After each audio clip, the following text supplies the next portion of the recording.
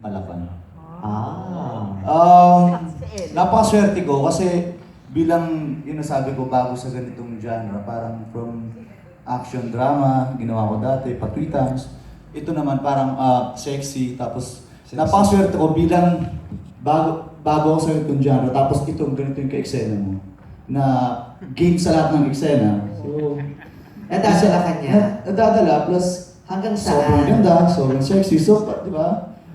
Parang nakakahiya naman kung ako pa yung mahihiya. So, ito kailangan kong ibigay. Ray, follow up ko lang yung question mo, Ray. Sino nag-alalay? Parang Ellen, ko ba yung more of nag-alalay? Nung first namin, di ba? Pinashot pa niya ako ng tequila. Sabi ko, you can do whatever you want ha, hindi ako ma-offend. Para matapos na natin ng eksena nito, para uwi na tayo. Kasi siya yung mas ma-conscious. Oo. So, ibig sabihin na... Nahihiya ko siya sa akin eh, so parang just to let him know it's okay. Paano ka na warm up, EJ, nung sa mga ganon?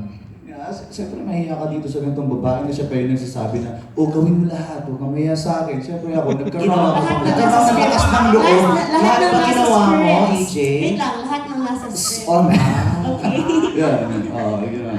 Pero may time ba na sumobra sa script, Ellen, si EJ? Hindi naman. Okay. Pero ikaw, Ellen, ikaw ba sumobra ka? I mean, kasi playful ka. Hindi kasi si Ellen, parang siya yung parang ano eh, di ba? Playful palaban yung mga tipo, parang wala sa kanya. Meron ba pagkakataon na kinood time mo si EJ na meron kang nilabas na dila o ganyan? Ray, at wala naman. It's very technical. Okay, thank you. Tara yung technical.